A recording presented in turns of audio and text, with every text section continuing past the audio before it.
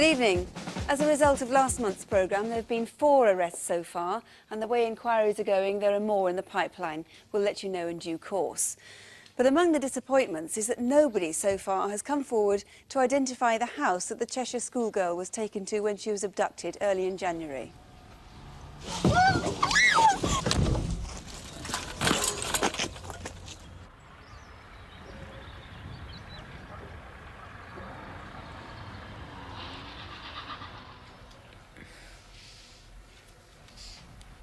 I want you to describe the man to me as best you can. He was about 30, 35. About 5'10", taller than my dad. Stocky build. What kind of hair? Dark brown. Collar length, and it was gel back. Well, more than 350 people called, anxious to help, but no one came forward to link that series of specific details: a fair-haired toddler, a blue hatchback car, a dog lead, those kitchen units, the woodblock floor. Perhaps somebody somewhere is still wrestling with his or her conscience. If that's you, please, you can ring tonight on 0500 600 600. If you like, you can ask to speak to one of the BBC researchers here, who are, as usual, answering calls alongside the officers investigating tonight's cases. This month's First Reconstruction takes us back 2 months to a cold Wednesday in mid-January, and it takes us to a suburb of Cardiff, St Mellons. Claire Hood, a 15-year-old, was murdered while truanting from school. The whole community is anxious that her killer has still escaped detection, and hope that in the next few minutes somebody will recall sightings or reawaken suspicions about someone who'd acted oddly at the time. The story starts and ends in Cath Cobb Woods.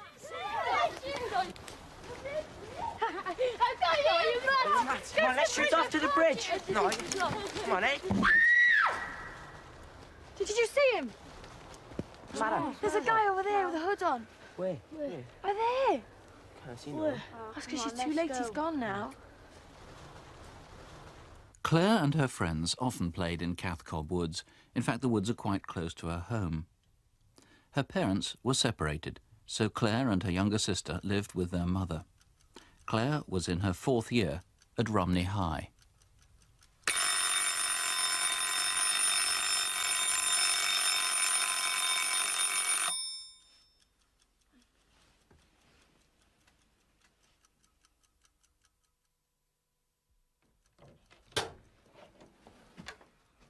Claire, you're late.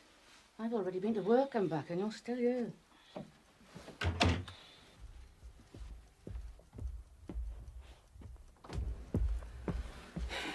Out of bed, Claire. All right. On is the cold water treatment.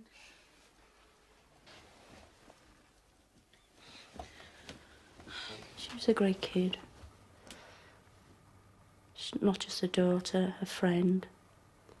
Shared my clothes with me. I shared her problems if she had any with her. Sometimes I had to play the mother. Claire, I can't believe you're not at school yet. I know, I'm going. You can laugh, but I'm the one that has to answer to the teachers. I know the pool competition. Got my trophy next week. From the youth club? Yeah, so they've engraved my name on it. I can't wait. Great. First of many. I know. There. Off to school. See you later, love. Okay then. Be back around about 7, usual time, all right? Yep. Okay. Ta-ra, Mum. Bye.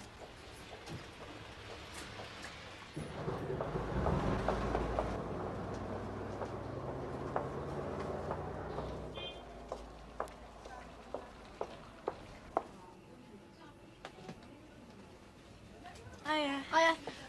Town Lambert, please. Come on, I'm gonna be late. Ta. Go light. Yeah. Do you want to dance a meatball with me? No, I can't. Why? No, I'm just bored.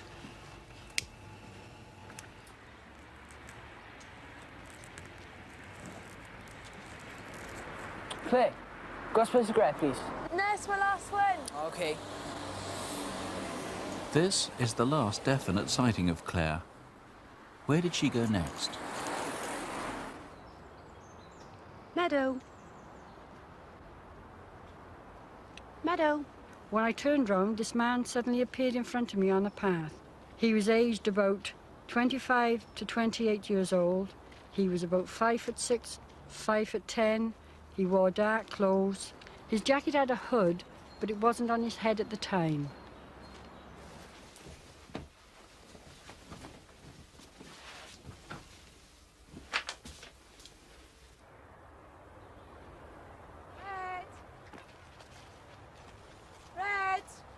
It's now 3:20. Was this Claire, or could it have been you? Good boy.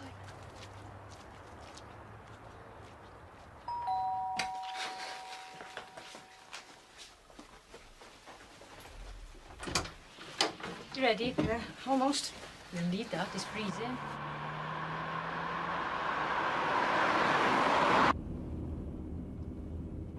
He obviously was in a great hurry.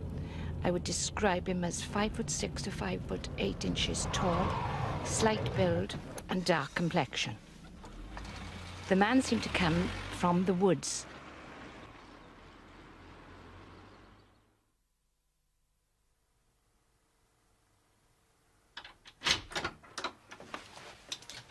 Claire?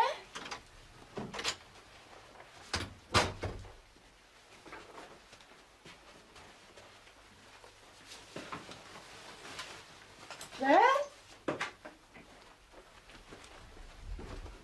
Claire!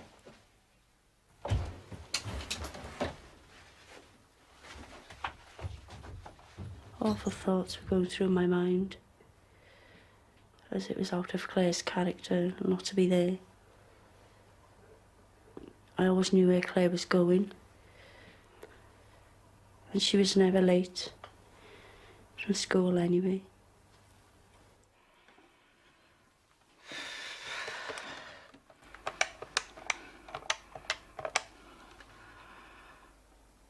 Elaine? Yeah, Claire, she's not around at your place, is she? No.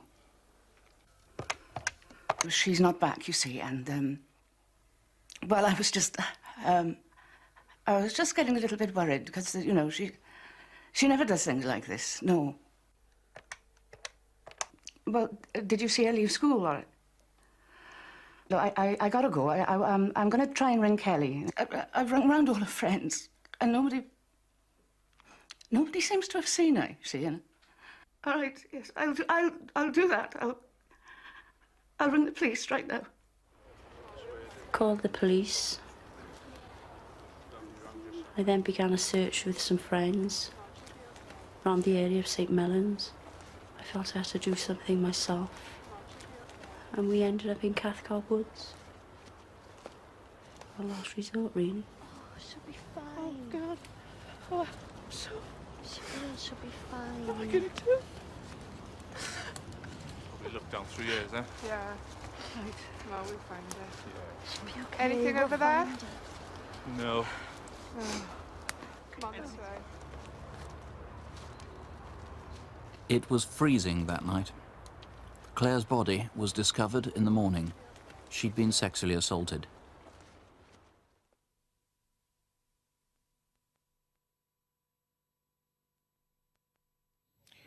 I know you've had overwhelming help from the local community, Colin Jones, but you still want to get to new witnesses. Now tell me who. You were telling me just before we came on air, people in Cathcart Woods, even though they didn't know Claire had nothing to do with this, you still want everybody who's been in the woods to talk to you. Why? That's right. Well, we're working on the theory that the person responsible for this had an intimate knowledge of the woods, and therefore these people may have seen the culprit in the woods on a previous occasion.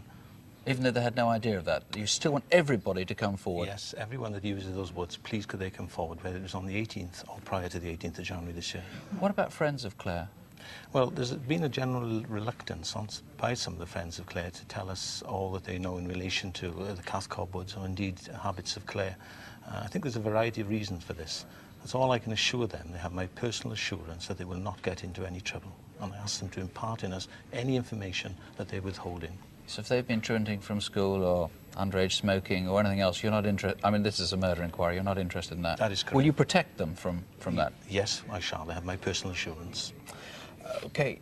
you have actually got some other sightings of youngsters in the woods at the time. Just tell us about that. Yes, we have a sighting at 3:20 of a girl standing on a bridge, and to that end we're appealing for anyone to come forward. Also, there's a motorist who saw 3 children, school children, run across the Willowbrook Drive towards the general direction of the woods. 2 boys and a girl. It's possible that the girl was Claire. But if not, or even if it was, you desperately need them to come forward. We desperately need them to come forward, OK, yes. this is Wednesday the 18th of January. Now, there was a man also, apart from the one that we've seen, somebody else seen coming out of the woods. Yes, at 3:25, a man was seen running from the general direction of the woods, across Willowbrook Drive, towards Brookfield Drive. He's described as being 6 foot tall, slim build, fair complexion, fair hair, and had somewhat distinctive clothing. He had this, or at least this is a replica, of the fairly distinctive hat he was wearing. We should stress, he's not a suspect. You want him to come forward to eliminate himself. Yes, we would like this person to come forward to eliminate himself. OK. If there's any way that you can help, please do, particularly if you're a youngster, you haven't come forward up to now because you're worried you might get into trouble over something. I mean, don't worry about that. Call us, please, 0500 600 600. It's a free call here to the studio in London. If you prefer, you can dial the Rumney Police Station in Cardiff. That's on 0122 277 4285. That's 0122 277 4285. Well, officers investigating last month's photocall cases all reports very strong leads. A man wanted in connection with a series of deceptions saw himself on Crimewatch and called in at his local police station. He was arrested and then handed over to another force to be interviewed on similar offences. He's since been charged. We can't say a lot about our other cases at the moment, but things are reported to be progressing well. But now here are Superintendent David Hatcher and Detective Constable Jackie Hames with this month's photocall cases. This is Adrian Paul Bannister, and 9 police forces would like to speak to him in connection with a series of deceptions. Since April last year, a number of women throughout the south of England have had property stolen from their homes. Paul Bannister is 33, 6'5" and of heavy build. He has numerous tattoos, including a bulldog on the back of his right hand and skulls tattooed across his knuckles. If you know where he is, please call. Between the 19th and 31st of January, this man held up 4 building societies in the Midlands area, armed with a handgun. Here he is at the Alliance in Leicester in Stratford-upon-Avon on the 24th of January. It's believed his name is Ronald Lawrence. He's 5'6", in his late 40s and was last seen in the Gloucester area. Please call us if you know where he is now. My colleagues in London are anxious to trace this man, Bashir Lazabai, in connection with a grievous bodily harm and deception. You may know him as Dr. Bashir. Born in Libya, he's 39, 5'8", of medium build and has a thick beard. He may be with his 3 children, who are 5, 7 and 9. If you can help, please call us. Cambridgeshire Police want to speak to these 2 about a series of deceptions. Last summer, a number of transactions throughout the country were made using a stolen chequebook. Here's the woman leaving Lloyds Bank in St Ives last August. On the 14th of October, this man attempted to use the same chequebook in the Royal Bank of Scotland in Swindon. Take another look at the woman. She's 5'7", of slim build with long dark hair. The man is between 20 and 30 and of average build. If you recognise them, or if you can help with any of our other photocall cases, please call us now. 0500 600 600. It's a free call, so please don't hesitate if there's any way you can help. 0500 600 600. This next appeal is to find 2 armed men who robbed a jewellery shop in Sheffield shortly before Christmas. Officers working on the case feel there are grounds for high hopes that viewers will recognise something tonight. There's a particularly good description of one of the robbers and a stolen car which has never been recovered. It's believed the men probably aren't locals, so identification could come from anywhere in the UK. Some of the people who were caught up in the robbery have taken part in our reconstruction, which starts in Sheffield on the morning of the robbery. It's Saturday, the 10th of December. This is Eccleshall Road, a popular shopping street near Sheffield town centre. The La Roche jewellery shop is co-owned by Colin Percival. Well, I've been in the trade about 20 years, more or less, from when I left school. And we started the business up about 10, 11 years ago. Hiya, Caroline. Hi, Caroline, how are you? Oh, freezing and fed up. We tried to do some Christmas shopping Yeah, last night. oh down dear. Just murdered it was. Hardy's next door is a gunsmith. Where do you want to go shooting tomorrow? Simon's father owns the shop. What do you reckon? John has worked here for nearly 10 years. Right, then we'll go there. Right. Hi, do you sell 8mm caps at all? We do, yeah. You're £15 for 50. It's now shortly after 5 o'clock and getting on for closing time. So long. Yeah. Bye-bye. Did he take it? Yeah. For his girlfriend. Apparently they're getting engaged. Kettle's just boiled. What would you like? Oh, coffee, thanks. Okay. Frank, mate, how are you? Hey, Colin. How are you? I'm all right. I've got some new stuff for you to look at. Great, let's have a look. Hi, Frank. You've been quite busy that day because of coming up to Christmas trade. Take a look at these chains, Colin.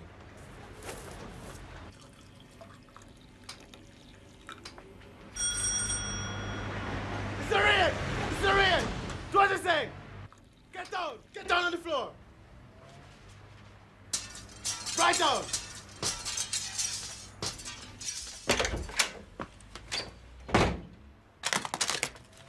Come on, man, hurry up.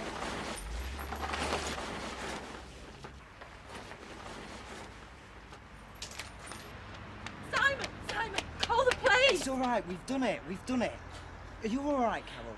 Come inside the shop. I was walking home from a football match and I noticed a man in La Roche Jewellers filling a bag full of the contents of the front window. Hurry up! Okay, that's enough. Come on, let's go.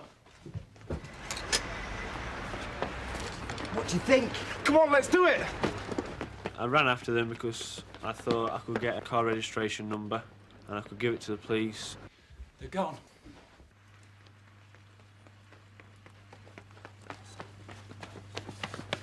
Stop! Don't come any further. When I first saw the gun, I was totally terrified. It was this man had my life in his hands. I backed off, and Simon went straight past me. Is this what you want? He fired it, and the first bullet ricocheted off the pavement and flew past mine and Simon's head. That ain't a real gun. He pointed it straight at me, and when I didn't feel anything, I thought it was a blank firer. You want to try again? You want some more? Colin, watch the shot. I heard the second shot, and I thought that he actually shot him to put him on the floor, then shot him again to finish him off. And Simon had been shot in the knee. We sat on the wall after he'd been shot for, I don't know, it felt like hours, totally sort of spaced out with the whole event.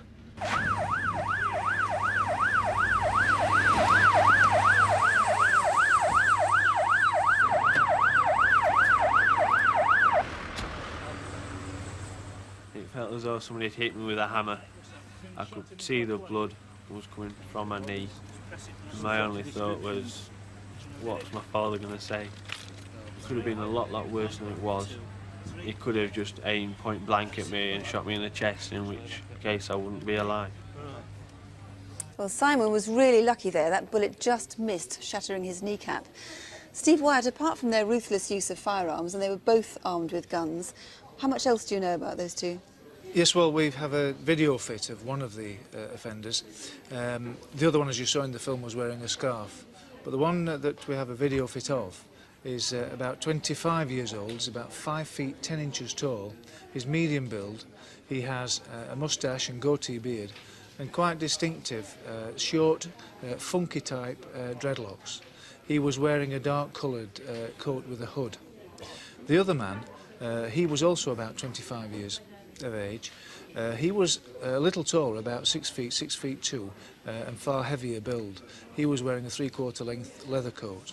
Both spoke with very strong West Indian accents. And that second man was wearing trainers like those? Yes, he was. Our forensic team managed to raise an impression of a footprint on the broken glass inside the shop.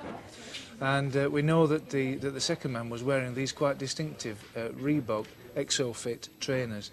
Now, we've spoken to Reebok and they say that these were not available for sale until autumn of last year. So they're relatively new? Yes, they might are. jog somebody's Yes. memory. Some passers-by did actually witness their escape. Yes, 2 witnesses saw the raiders run from Cemetery Avenue into Stoke-Lees Road and watched them climb into what we believe to be a dark-coloured Peugeot 205 or 306 hatchback car. Now, we can't tie any particular car down to this robbery, but we are very interested in a Peugeot 205 GTI, which was stolen on Paternoster Row, which is in Sheffield city centre, and only about a mile and a half away from the scene. That was stolen on the 2nd of December, just 8 days before this offence took place, and we have not yet recovered that car. So if somebody sees that, and the registration incidentally is G422YNC, it's if only to eliminate it from the inquiry, that's very important. That's right. Right, thank you very much for the moment, Steve Wyatt. There's a reward involved in this case too. If you have any information at all that you feel might be of use, please do ring us, either here on our usual number on 0500 600 600, or you can ring Sheffield headquarters, where DI Wyatt's colleagues are expecting calls. That's 0500 050 099. That's a free call number, 0500 050 099. The response tonight so far, I must say, is really tremendous. On the Cheshire abduction, a number of calls with new information. One in particular, one mustn't get too excited, but one in particular does look very strong indeed. On Photocall, I've just seen one where, frankly, there's no doubt that the caller must have seen the person in question. On the checkbook deceivers, we've got names for both of the people. There's really quite a lot coming in. But really the one that's perhaps the most interesting is on the Claire Hood murder. Colin Jones, you've seen we've got a lot of calls. What sort of information is it?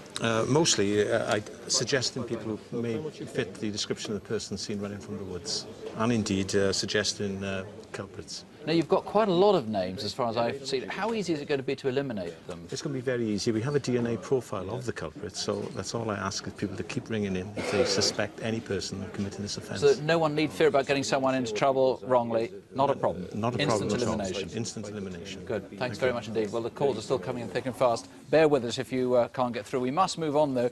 Time doesn't allow full reconstructions on every case that merits an appeal. So here is Incident Desk. Superintendent David Hatcher and Detective Constable Jackie Hames.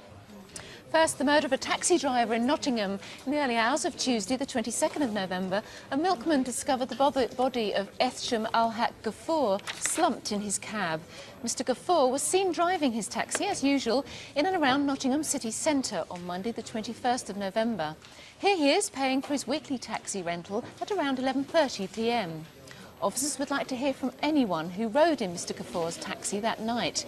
It's a distinctive black and white Ford Sierra, registration G165NMW. It has a purple tassel hanging from the rear-view mirror.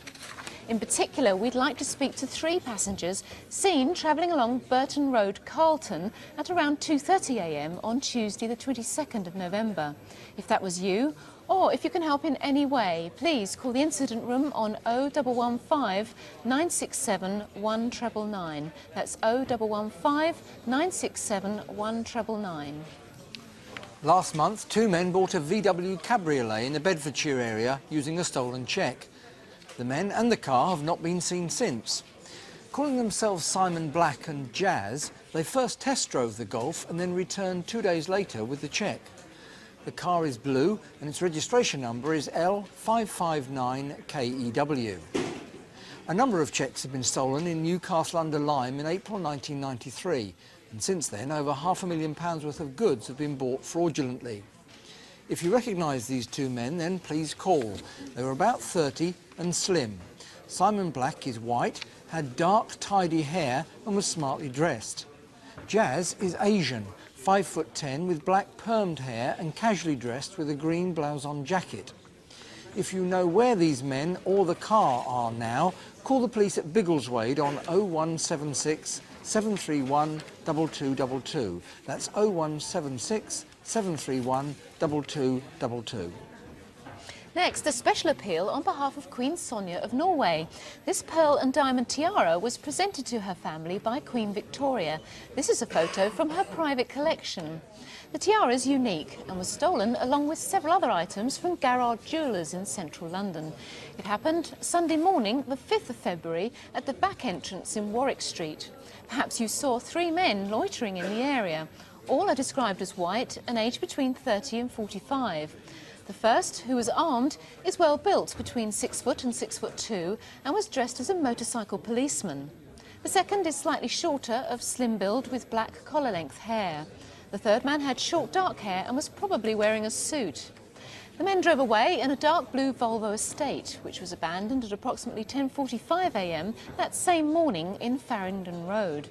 If you saw anything or can help in any way, please ring the Flying Squad direct on 0181 577 4245. That's 0181 577 4245. On Wednesday, the 1st of February, 34-year-old Julie Norman was found at her home in Southend, Essex.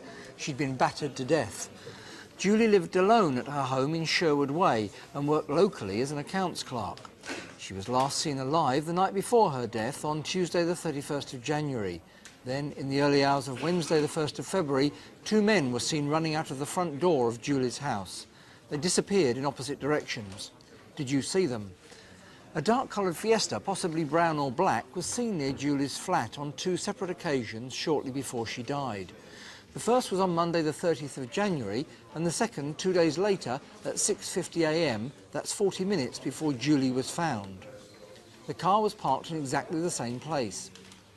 A local resident noticed 2 young men and a woman in their late teens sitting inside the car. If that was you, please call. You may have vital information. A number of items were taken from Julie's house, including jewellery and a handbag like this containing credit cards and a chequebook. If you can help in any way, please call the incident room in Southend on 0170 243 1212. That's 0170 243 1212. And finally, about 2:30 p.m. on Tuesday, the 4th of October, this man went into Lloyd's Bank in Southway, Plymouth, claiming he wanted to give money to the Rwandan appeal. Instead of giving, he took. The staff were forced into a back room at gunpoint before the man emptied the tills and left. The man's described as 50, 5'9", stocky, and had gold-rimmed reactor-light glasses. He wore jeans, a dark top and a baseball cap, and carried a Unicam plastic bag. If you recognise this man, then please call us. There is a reward. The incident room number is 0175 272 0451. That's 0175 272 0451. And a number here in the studio once again, if you can help with any of those appeals, 0500 600 600. Free call 0500 600 600. Incidentally, you may remember last month on Incident Desk, we appealed for your help to catch an armed gang who robbed an audio store in southwest London. As a direct result of viewers' calls to the programme, 3 men have been arrested. 2 have been charged with robbery and a firearms offence, a third with handling stolen goods. A special appeal now at the request of West Yorkshire Police. Over the last 6 weeks, a series of sexual attacks has been reported in Leeds, 13 altogether, all within a 2-mile radius. And the attacks are becoming increasingly serious. The first report came on Saturday the 4th of February. At 10 to 7 in the evening, a woman was waiting for a bus outside the Arndale Centre in Station Road, Crossgates. She was going to babysit for friends. I was standing at the bus stop. I've been waiting about 10 minutes for the bus. It was late. There was nobody about except for a man across the road who actually started walking towards me. And I just thought he was going to get on the bus, you know, like anybody would. But in fact, he actually went by me and he put his hand inside my top and he actually touched me and ran away without saying a thing and actually left me stunned, shocked. Well, in the 3.5 weeks following that incident, 12 other women have been assaulted, and nearly all of those assaults took place through the east of Leeds city centre, around Crossgates, Whitkirk and Holton. And 3 of the attacks happened on the same night less than 2 weeks ago, on Friday the 3rd of this month. At around 8 in the evening, in York Road, the offender rugby tackled a woman. She was lucky, passers-by intervened and the man ran off. An hour later, on the Hulton estate, a quarter of a mile away, a second woman was approached and she was threatened, but after a tussle, she managed to scare him off. Then, less than an hour after that, at about 9:45, a woman got off the bus in Selby Road. She was walking up an alleyway towards home when a man approached her. When I got to the top of the alleyway, I realised that somebody was behind me. I stopped to let them go past. He said something offensive to me. I carried on walking, and then he produced this knife and frog-marched me to the garages. Told me to go in the garages and raped me. It was so dark, I had nowhere to run, so I knew that if I hadn't done what he said, I had no chance, and I'm just lucky to be alive, and he just raped me and left me. Well, she managed to call for help at a nearby shop, and Roy Kent, your officers arrived just a few minutes later. Yes, police officers quickly arrived on the scene and found this lady in a considerable amount of distress. So, these are getting much worse. How urgent do you think it is now to find him? It is very, very urgent to catch this man. We regard him as a very dangerous individual. His offences have gone from ones of indecent assault and have gravitated into the most serious offence of rape at knife point. What sort of person do you reckon he is? The man we're looking for, we believe, is a sexually immature young man who probably works in the evenings. All these attacks have been committed between 6 p.m. and 10 p.m. in the evenings, and for that reason we believe he may work. We also believe he's a local man. Right, so you're in no doubt at all that it is the same man carrying out all these attacks? We are quite satisfied that all 13 attacks have been committed by the same man, yes. What's his description? Yes, he is described as being a white male in his early 20s. He's 5 feet 8 inches tall, of slim build. He has brown collar-length hair, parted in the middle. He has a thin face, and it's described as having a pointed chin.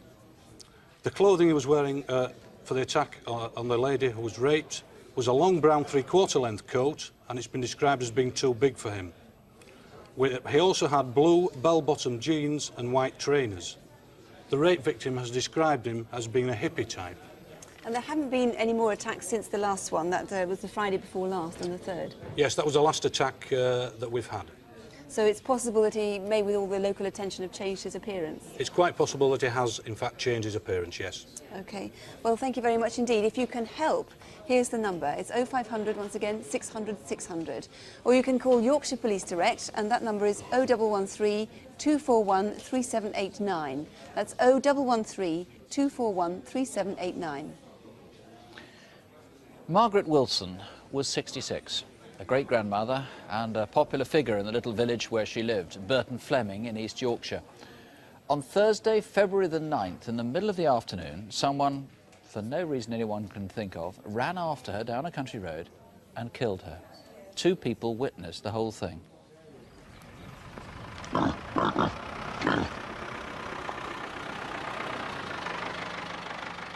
The Wilson family have farmed at Eastfield for 3 generations, and till last month, Margaret, together with her husband, still helped out their son. Is here all right? You get your stuff inside, Mum. I'll shift it later. The son, Alan, took over this farmhouse 12 years ago, and his parents moved down to the village. But this home remained the focus for all the family, including Margaret's daughter, Heather. Hi, Mum. Look, I've got to go. I've just dropped some stuff off for Dad. I'll be late for work. I'll see you on Thursday, though, about 2 o'clock. Oh, lovely. And drive carefully. She's a very homely person. Her life revolved around the family. She loved the children, and now the grandchildren. Any children, she just absolutely loved. She loved the countryside. She had to go for a walk every day to get some fresh air. She thought fresh air was the cure for everything. Thursday, the 9th of February. This is Burton Fleming, a mile from the family home. It was very cold. On the Wednesday night, we'd had a little bit of snow. I noticed a white car coming up the road. I saw the car 4 times, what I'd call crawling up and down, really slowly. I wondered what it was up to. It was a white Montego estate with black roof rails and with black plastic trim along the side. Just round the corner is the house that Margaret and her husband had moved to.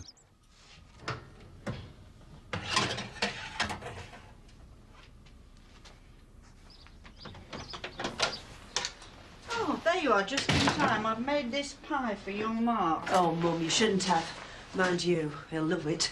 Thanks. When I visited, I would very often go home with some sort of home-cooked something or other. She was just very thoughtful. Oh, no more for me, thanks, Mum. Really, I must be going. OK, love, I'll come with you if you don't mind. I need some fresh air. Just drop me off down the road. That afternoon, 2 tractor drivers were working close to the Wilsons' farm. Hey, Martin, what do you want to do at this headland? Do you want to go up it? I don't know. I think if we go back to the other end, by the time we get back to this corner, it'll be about 4 o'clock. It'll be time for me to go home.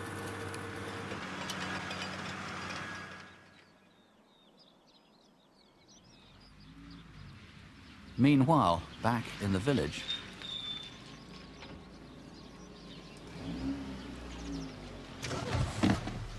Just take me down to Eastfield. That'll give me 20 minutes walk. Fine, OK.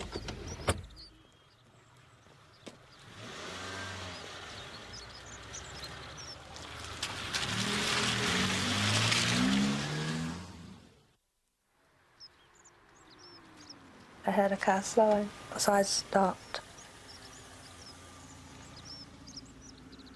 Just the way it was staring. It was frightening. Very frightening. I wanted to run.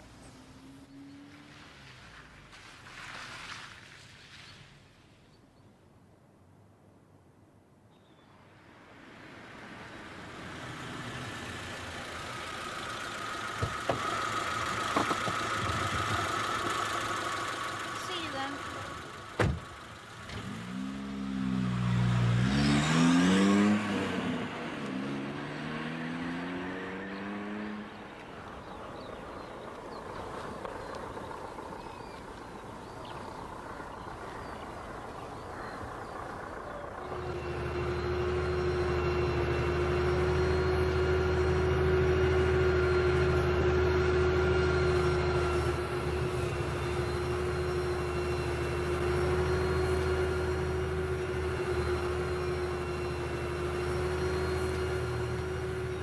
Hey, hell now, have you seen that bloke over there? Looks like he's running after Mrs. Wilson.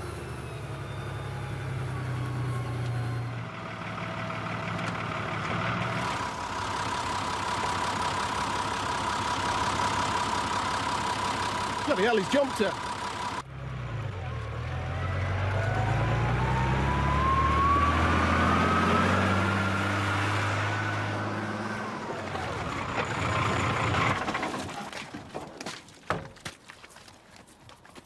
By the time we'd got sort of halfway across the field, the man was just about to run back to his car. So as we reached the road, he was in his car and driving off. Martin, over here.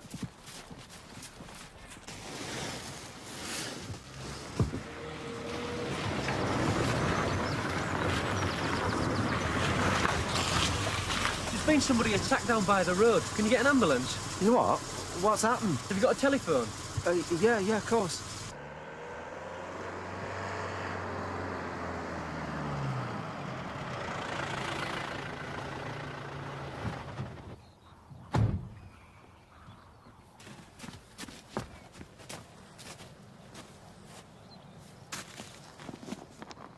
I just got hold of her hand, her arm, and you could tell there was nothing there. It was something that I couldn't really believe, even though I was there, holding her hand. But somehow it wasn't my mother. I just couldn't believe it. Tony Corrigan, this is an appalling crime, and I know it's one that you fear could be repeated in time. You've actually, apart from the car, which we'll come to in a moment, you've not got an awful lot on the man, have you?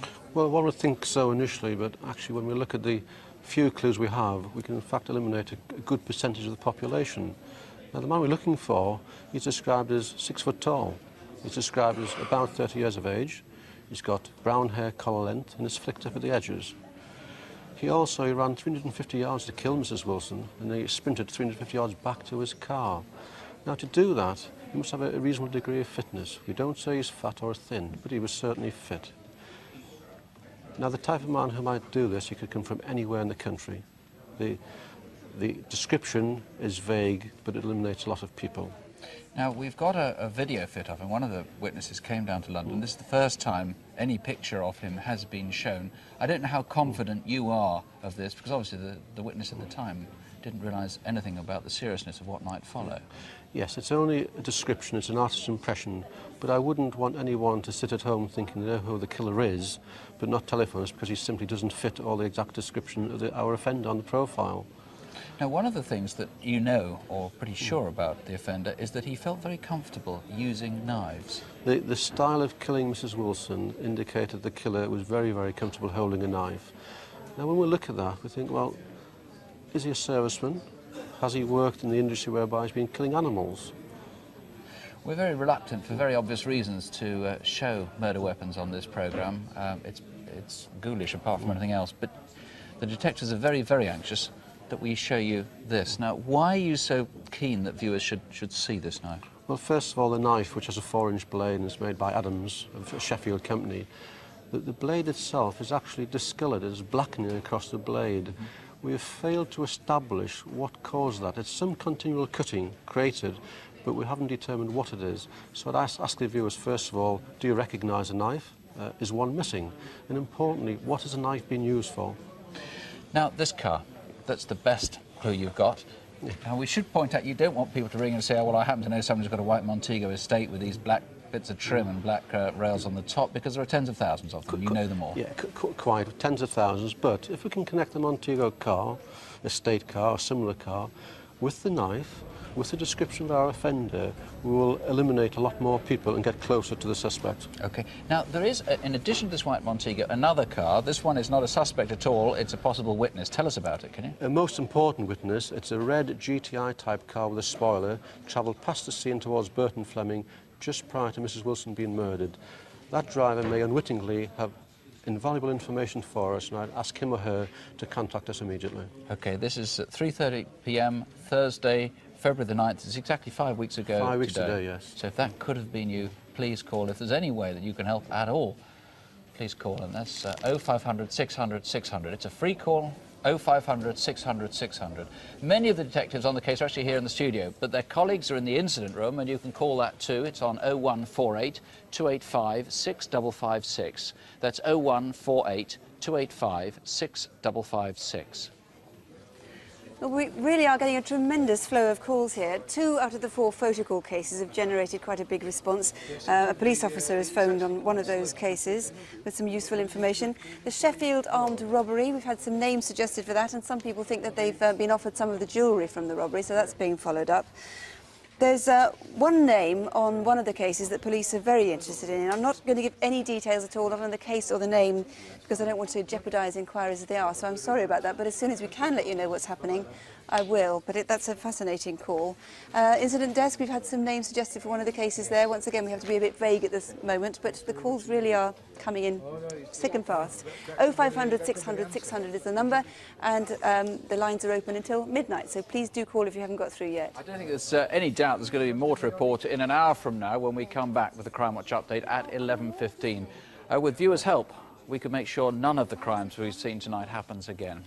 If you can't stay up till the update programme, we will of course be back next month. Don't have nightmares, do sleep well. Good night. Good night.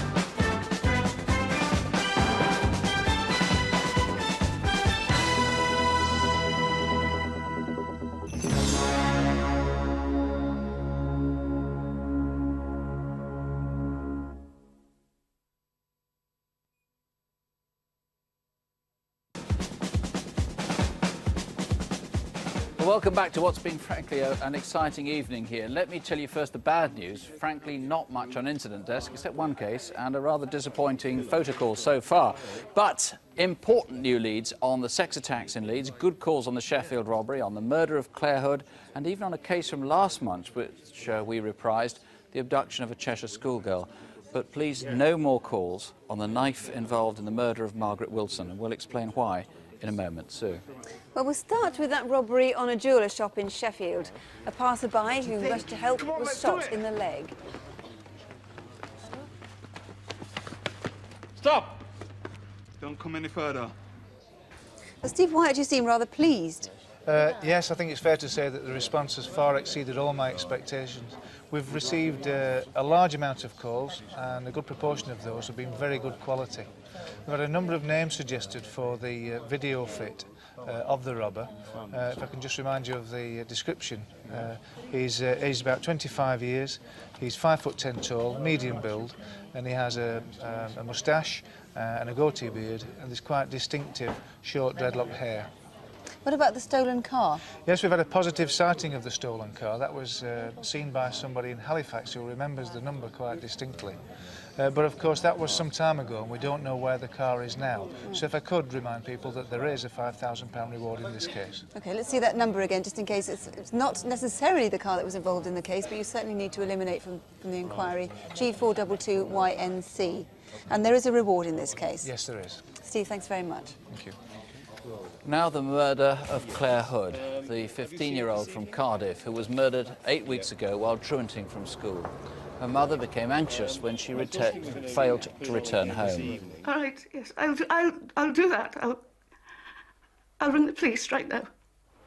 Yes. Mr. Jones, you had such a remarkable response from local appeals long before the programme. I think well over 1,000 local people had called in. You were rather sceptical about whether you get a huge volume, and you haven't had a huge volume. No, but nonetheless, it's been very much a case of quality as opposed to quantity tonight, and we've had some very interesting leads in relation to the case. Indeed, one such call has prompted me to send 2 officers to an address in Cardiff tonight to interview a witness. Brilliant. Now, I mean, obviously, I don't want you to give anything away that would be significant to a potential offender, but what sort of things have you been told? Well, in fact, we've been given suggestions of the identity of the person seen running from the woods, and also the suggestion as to a culprit. He's been referred to by nickname only, and I would like this caller to call me back. I've just got a nickname, and I would really like that caller to give me a ring back, to speak to me personally here in the studio. That caller will know who it is. There's only one person rung in with a nickname. That is right, yes. That person would know who. And you'll have identifying details if they do call? That's correct, yes. All right, well, if you do call, please ask for Superintendent Colin Jones directly, and we'll make sure you're put through. So. Well, now to that series of sexual attacks in Leeds. 13 incidents have been reported in just under a month, and in fact, since tonight's appeal, that figure has now gone up to 16. It has, yes. It's very encouraging that 3 women have contacted us to say they've also been subject of serious attacks by this man. And I would make an appeal to members of the public, particularly women, to come forward and tell us about if they've been assaulted. There could be more, and they can certainly provide vital information. Have you had any names put forward for the man? Yes, we have had. We're quite excited about one name that has been put forward to us, and currently officers are out looking for this man at the present moment. I don't wish to say any further than that. Can we recap on his description? Yes, he's aged 20-ish. He's 5 feet 8 inches tall. He's slim build. He has a brown hair, collar length, with a gingerish tint. He is wearing what is described as hippie clothing. That is a 3/4 length coat, blue bell-bottom jeans and white trainers. Right, you've had over 60 calls, but you do need more. We do need more, yes. Thank you very much indeed, Roy. We had a very successful photo call last month, but Jackie, as I said earlier, doesn't look quite so promising this time. No, particularly bad on the Midland armed robber, but Adrian Paul Bannister has produced an enormous number of calls. The officer's swamped over there, over 40 so far. 3 callers say he's now using the name Stephen Bannister. 3 callers say he's in the Sussex area, so that could be useful. And one caller in particular has given the location where he may well be right now, which is being followed up as we speak, so it's certainly looking very promising. Bashir Rajib Lazabai, or Dr. Bashir, rather, some people may know him as. We want to speak to him about an assault and a deception. 9 calls, but certainly quite good quality. 2 people who used to work with him have rung in with some background information, and 2 people who think they may know him for other reasons, which I can't go into right now, and some sightings. So again, there's plenty for the officers to work on. The last case we looked at was the couple we wanted to speak to about chequebook deceptions, from all the way from St Ives to Swindon, so all over the country. 13 plus calls, several from police officers involving similar cases, so that may well prove helpful, and some sightings and several names suggested. In fact, there was one call coming in just as I came on air, which I can't give too many details, but perhaps good news on that next month. Doesn't sound so bad at all, after all. Sue. I don't know if we're doing quite as well on incident desk tonight, David. No, sadly we're not, Sue. On the first case, the murder of Ethsam Ghaffur, we've had a lot of calls telling us about the taxi, but what we really want to know is who was in Ethsam Ghaffur's taxi on the night that he was murdered. That's the night of the 21st, 22nd of November. In particular, anyone who was in that cab in Burton Road, Carlton, at about 2:30 in the morning of the 22nd of November. Right. There was a case involving 2 men, stolen cheques and fraudulent purchases. Yeah, a lot more promising there, Sue. We can smile on that one because the officers have plenty to do. We've had several locations phoned in where the identities of Simon Black and that guy Jazz, who was an Asian chap, may well be. So there's a lot to follow up there. And also there's a possible sighting of the Volkswagen Cabriolet that was the subject of the deception. In fact, we've had so many calls at Bedfordshire, they've had to split the calls off to the control room as well as the incident room. But by contrast, very disappointing on the murder of Julie Norman in Southend. Sadly, yes. We've got a lot to follow up there. In particular, anybody who knows who was in the vehicle that was parked near Julie's house on the night that she was murdered. We're looking for 2 teenagers, males and a female in that Fiesta that was either black or dark brown outside our house. So if that was you, please still do contact us urgently. Thanks, David. Well, now to the tragic and bizarre case of Margaret Wilson, who was murdered on a country lane in East Yorkshire, an apparently random and motiveless attack that was witnessed from nearby fields by 2 tractor drivers. Bloody hell, he's jumped her. Tony Corrigan, more on this coming in as I speak. I don't know how many hundreds you've had now. Yes. Hundreds upon hundreds of calls. So 600 calls plus, mostly to do with the knife. Please, no more calls about the knife. We're quite certain now Howard's got its stain. Some interesting calls in respect to the e-fit, the video fit. We have named suspects who reside in the East Yorkshire area, whose lifestyle would in fact allow them to use such a knife. And surprisingly, this information has come from other parts of the country. So that's one person in particular that you're particularly interested in? We have now 3 people who are interested in. We have links between the knife and the suspect, the e-fit and the Montego car. OK. Now, as for the white car itself, the white Montego, given how many people called hundreds on the knife, just well we didn't apply particularly for the car, yes. But you wanted people to match the video fit with that white Montego estate. Each factor is useless by itself. We've got to link the e-fit with the Montego, with the knife, with the description. And somebody who could have been around on Thursday, February the 9th.